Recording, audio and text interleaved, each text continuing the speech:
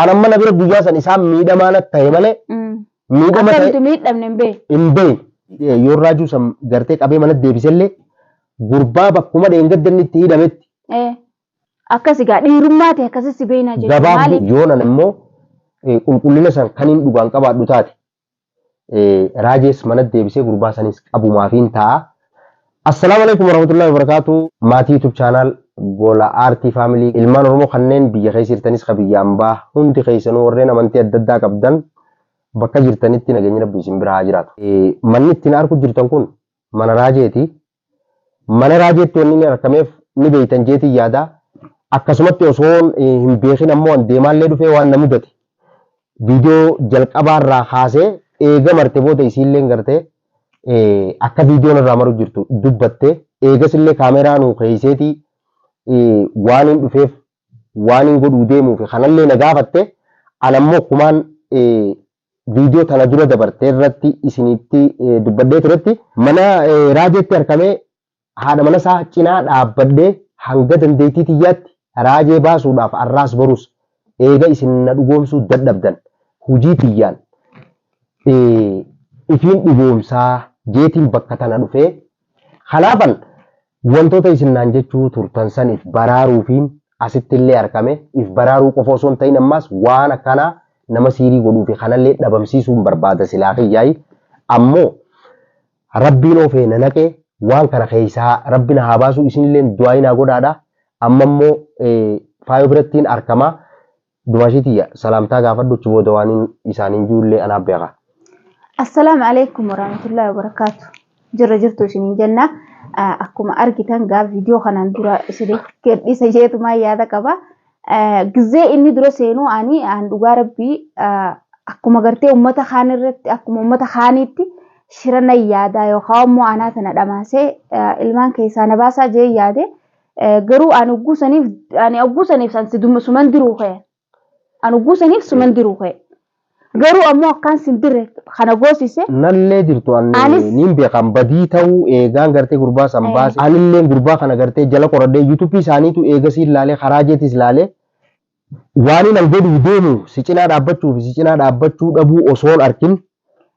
Anis sanumaan sirraa adda baafadha je'eeti. Ugguun garuu iffattashisiin jiru telefoona bichaa lafa buuste wanni na shakkisiise iffattashisiin jennaan telefoona bichaa lafa darbite. Garuu ammoo ani wanni inni barbaadu jiru waan akka gartee waraqaa waan akka takka gartee irra waa qarattee keessa kaattee deemtuun see garuu akkasanitti hedduuta kana shakkisiisa. Silaa kiyyaa nama gartee wayii godhajan kana dhaga'ullee hin fedhu. Mee wayin siima. Ammoo garaa namaa laafuun kun rakkoo sirra ni fida. Qacalloon rakkoo sirra fida garaa namaa laafuun. Anammoo akka kiyyatti lakkii boo ilma Oromooti biitti keessa irru biyyaan baati. Abbana gurbaan kun keessa taa'ee osoo shugguutiin dhawaa jiru hollatu waan dhiisu jeetuma malee tagaafa furmaata sanii quba qaba malee amma ta'isan tarafaa waa takka irraa quban qabu dumaashiiti. Teenya gaa'inuma akka furmaata daranii san nu godhe. Baramma eega sarke.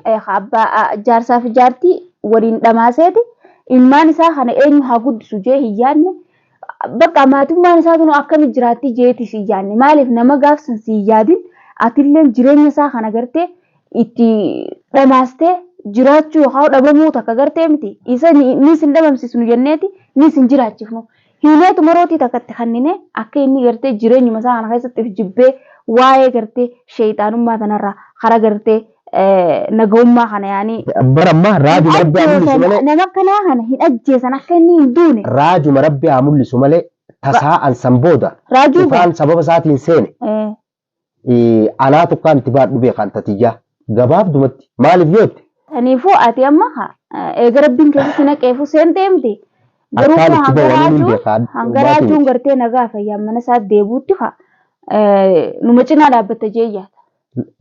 Bar raajuun mana deebuu miti. Yoo raajuu san gartee qabee mana deebisellee baasee inni mana deebuusi gurbaa bakkuma dheengaddanni itti hidhametti. Yoon hin hidhin fayyaan qabu.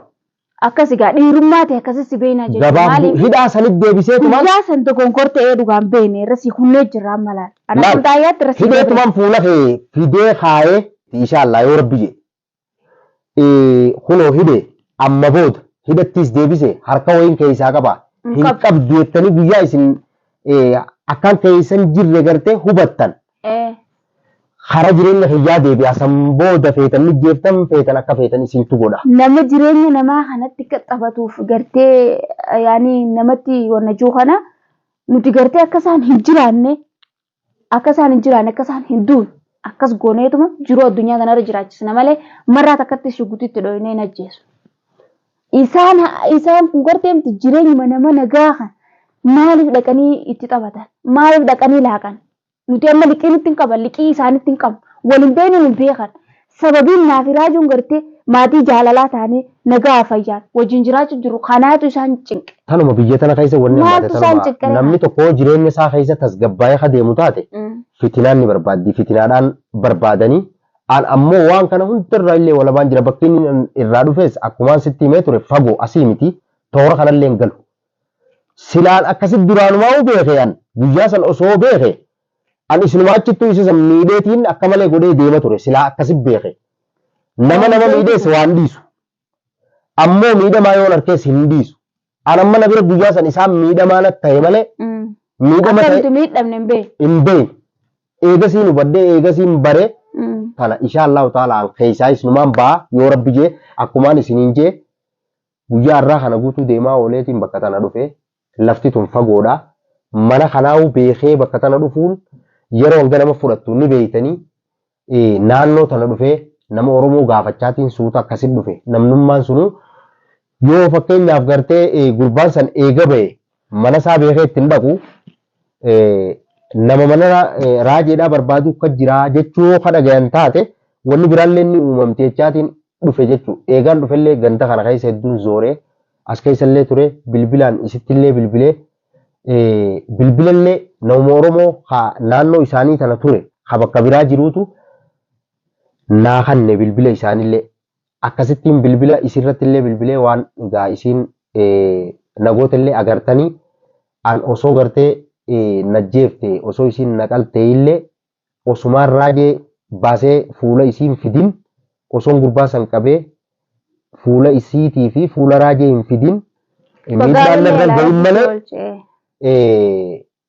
rakkoota akkan qabu tagama kiyyaa hundi keessanuu Oromootiyyaa waan isin jettan arraas boruus mataa kiyya kana gubbaadha isinillee wanni du'aa hin gootan rabbi si milkeessu akka fedhellee yoo ta'e immoo hayni ni qallata malee hin citu jedhanii miidhaa gurbaan isaanirra raawwate san anilleen xifaan san fuutee nanayxee keessaan jira waan sanillee keessaa na baasu du'aa teessanii fi rabbii tokkichaa fi murtiin ani fikkabu yoonan immoo qulqullina san kan hin dhugaan qabaadhu taate raajees mana deebisee gurbaa sanis qabumaafiin ta'a nasruun garuu dhugaatu ofii as fide lakkii harka keessaa qaba inshaallahu ta'ala hujiitu anaaf isinillee addaan nu baasa anaa fi dumaashiillee hujiitiyyaatu adda baasa hanganumaan hujii ta'e gaba inshaallah agartan waanin mudadde garuu waan irreefu mudadde sanullee hagartee dhugatti jiru ta'u hujiitiyya akka isin nagoote gartan gaa dumaashiitiyya mee dumaashii silaa ableedha yeroo sanna dirte raajeen asin jiru yeroo sanaan diina kiyya hulumarratti hin galaafachuufadha diinni kiyya hanga mana seenee ana galaafatuun fadhu gizee saniif diina kiyya galaafadhee ana hugguu saniif akkaan fedhe ta'us hin danda'a yaani hin danda'asi hugguu sanis gaa akkaan gartee waa hunda ta'uuf beekeeti kan isi jiru deemu. Amma bar warrummaan kalee dhufee asirra bishaan godhe sifaa jetteeti. Sagalee nama saniin beeku. Alaa ifiifuu bakka tana barbaadaan kaftahee suuta jechaa akkasii bakka tana dhufee bu'ate akkas jettu beeka uumaan jiru wallaalee qabadhu. Ammoo sila ableen na jirte mee raajeenu ala jira. Eenyutu si cinaa dhaabbataa waan si cinaan dhaabbadha jeetiin if kennee ilmaan kiyyaa fi warra kiyya lafa fagoo sanitti dhiisee bakka tana dhufee beekadhu salaa tanarraa xarafaan bakkaan hanga nu beeyta. Gaasan rabbumaa si baase anu gusaniif gaa ati afaan hidhattee baastu sani maaliif dhufaan jira guu jettu ana ablee qopheeffadheetumaan taa'ee seegee ulaa sirraa banadhee jechuudha. Barammaa asitti guyyaa guyyaadhaan agarree alayyoo gabbaate qabbana ifi agartee qabbanti jiraachuu ni jirti amanni kun amata qabbanaati miti yeroo qabbanaati ammee dhagee wayii sitti hima wanni carqii sana hidhachiisee dhugaa jirtuun sitti hima carqii wanni hin daddeef magaalaa tana xarafaan jira mana kiyyaas hin jiru gurbaa tokko haa gartee amma dura amma 8 dura Abdulqayy fideen na gurguree na bira dabre saahiba moonni asig gaafaan qabu afaan arabaa natti haaseeti anaa mitiyye Sakaati. naqaati an isaan qabee hidee harkaa qaba ragaallee ijoollee suudii jirtuu fi warra inni gaafa san wajjin taariba nuufee waliin nu gurgurate irra baaseetiin ta suudii jirtu ta Itoophiyaa jirtu isa hidee harkaa qaba maallaqa isa san irraa buusiseetiin as keessa na barbaaduu jalqabanii poolisii maaliin manallee jijjiiree mana kiyya jireenyaatti ina dhufnaan manaas bakka inni jijjiire bakka fagoo achirraayin deemu jira amma yeroon deemu san halkan leeyilii san qabbanuma san sodaa fi afaan san hidhadhee deemu jira.